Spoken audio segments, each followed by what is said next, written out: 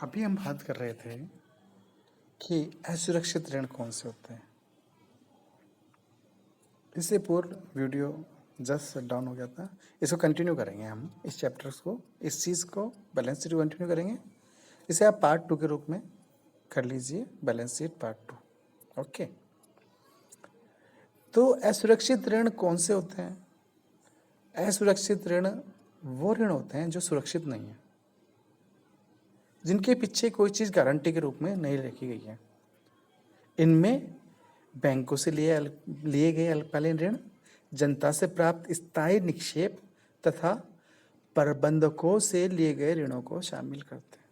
देखिए, managing director इनसे भी हम लोन ले सकते हैं, तो दैट इज़ द इनसिक्योर्ड ऋण। इसके पीछे हम कोई संपत्ति गिरवी नहीं रखते, कोई जमानत नहीं रखते। अगली बात करते हैं चालू दायित्व एवं आयोजन।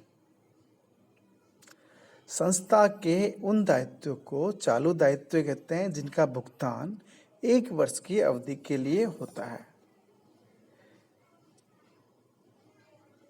यानी वो दायित्व है जिनका भुगतान उसको कंपनी को 1 वर्ष में ही कर देना होता है, उनको चुका देना होता है।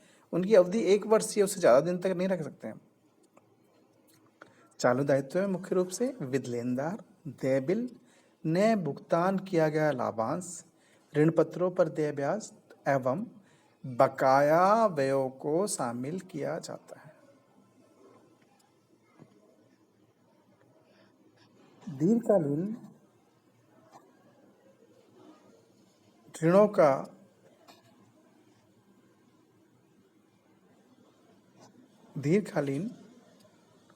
ऋणों का वह भाग जो चालू वर्ष में देय होता है उसे भी हम चालू दायित्व में दिखाते हैं।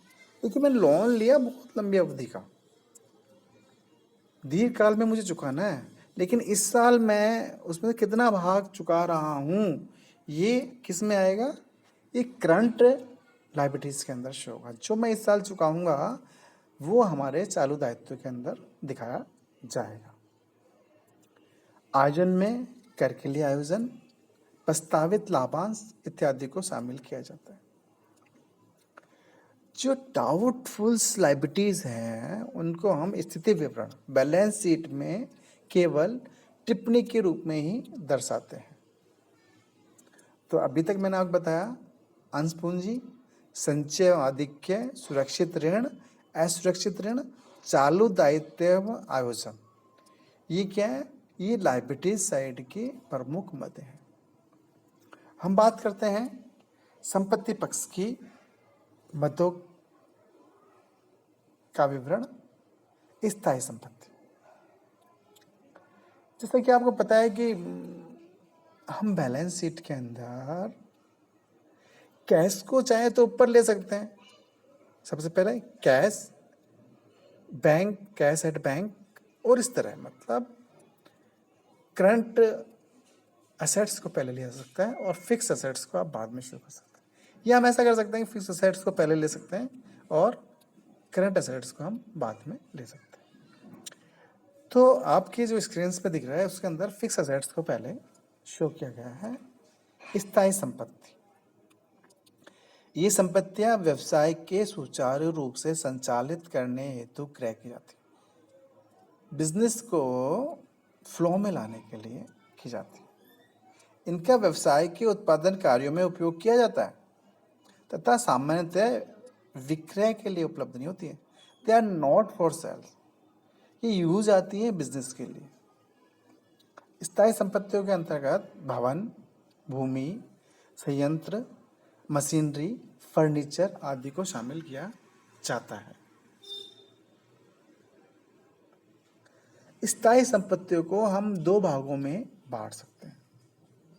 एक तो वो जो मूर्त स्थायी संपत्तियां है, दूसरी वो जो अमूर्त स्थायी संपत्तियां है। मूर्त स्थायी संपत्तियां टेंजिबल फिक्स असेट्स, ये वो स्थायी संपत्तियां हैं जिनका भौतिक स्वरूप होता है, जिनको आंखों से हम प्रत्यक्ष देख और पहचान सकते हैं। वो है टेंजिबल असेट्स। जैसे भवन को देख लिया आपने, भूमि को देख लिया, संयंत्र देख लिया, फिक्सचर्स देख लिया, फर्नीचर देख लिया। चिट्ठे में इन्हें सकल ब्लॉक के रूप में दिखाकर उनमें से हम डेप्रिसिएशन को घटा देते हैं और शुद्ध ब्लॉक के रूप में दिखाया जाता है जब बाहर का जो कॉलम्स है, जो असेट्स के कॉलम में, उसमें हम फिक्स असेट्स लिख देंगे, उसमें से हम लेस डेप्रिसिएशन कर देंगे और जो नेट जो राशि बचती है डेप्रिसिएशन के बाद में उसे हम लास्ट वाले कॉलम में शो करते हैं। अमूर्त स्थायी संपत्तियां, ये वो संपत्तियां होती है जिनका कोई भौतिक स्वरूप नहीं होता और न ही ये विपत्रों के रूप में किसी भौतिक संपत्ति का प्रतिनिधित्व करती है, परंतु उनका अस्तित्व होता है। ये शो नहीं होती, आंखों से दिखती नहीं है, पर they are valuable in the business. इनका अपना महत्व होता है और ये अन्य संपत्तियों की तरह ही उपयोगी होती है। आप सोच रहे हो कौन सी चीजें होती है ऐसी? तो देखिए दोस्तों, ख्याति, व्यापारिक चिन्ह। देखिए स्टूडेंट्स, देखिए जो गुडविल होती है, विजुअल है, कभी देखिए आपने गुडविल? ना नहीं देखी ना, लेकिन ये अपना एक स्थान रखती है। व्यापार चिन्ह, ट्रेडमार्क, एकस्व और कॉपीराइट्स। कई बार आप देखेंगे गुडविल, ट्रेडमार्क, एकस्व और कॉपीराइट, ये एसेट्स है क्या सर? नहीं, yes they are assets, but अमूर्त स्थायी संपत्ति है ये। अगला कॉलम है इन्वेस्टमेंट, विनियोग। विनियोगों में मुख्यतः कंपनी द्वारा अन्य संस्थाओं के अंशों, बॉन्डों एवं ऋण पत्रों, सरकारी प्रतिभूतियों व अचल संपत्तियों में किया गया विनियोग शामिल किया जाता है। इन्हें स्थिति विवरण में लागत मूल्य पर दिखाया जाता है। मेरी कंपनी, या मान लीजिए कोई कंपनी प्रॉफिट में है, उसके पास पैसा है, तो कंपनी चाहे तो अन्य संस्थाओं में अपने पैसे को इन्वेस्ट कर सकती है। इन्वेस्ट का मीन्स वो चाहे तो उसके शेयर्स खरीद सकती है, चाहे तो बॉन्ड्स खरीद सकती है, उसको लोन भी दे सकती है, और चाहे तो गवर्नमेंट जो प्रतिभूतियां हैं उसमें अपना पैसा लगा सकती है, या कंपनी चाहे तो अपनी फिक्स्ड असेट्स खरीद ले अलग से। ये सब विनियोगों के अंदर शामिल होता है। इन्हें स्थिति विवरण पर कोष्ठ मूल्य पर ही दिखाया जाता है। अगला पॉइंट है चालू संपत्तियां, ऋण अग्रिम एवं जमा। संस्था में चालू संपत्तियां वे संपत्तियां होती हैं जो प्राय 1 वर्ष की अवधि में रोकड़ में परिवर्तित हो जाती है। वो कैपिटल्स जिन्हें हम 1 वर्ष की अवधि में पुनः कैश के रूप में प्राप्त कर सकते हैं, वो हमारे यहाँ करंट असेट्स हैं। जैसे स्टॉक्स, डेटर्स, BR, नगद, बैंक में शेष आदि को शामिल किया जाता है।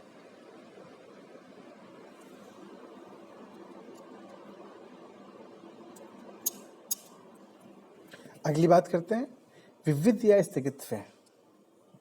विविध व्यय के अंतर्गत प्रारंभिक खर्चे, अंशों एवं ऋण पत्रों के अभिगोपन तथा दलाली से संबंधित खर्चे, अंशों एवं ऋण पत्रों पर दिया गया बट्टा, निर्माण के दौरान पूंजी में से किया गया ब्याज, विकास संबंधी खर्चे इत्यादि को हम शामिल करते हैं। विविध या स्थगित व्यय, डेफर्ड एक्सपेंडिचर्स या मिसलेनियस एक्सपेंसेस। प्रारंभिक खर्चे, किसी व्यवसाय को चलाने के लिए आपने प्रारंभिक खर्चे करें तो ये विविध व्यय के अंदर है। ऋण एवं अंशों के अंडर राइटिंग कमीशन दे रहे हैं या दलाली दे रहे हैं, वो खर्चे।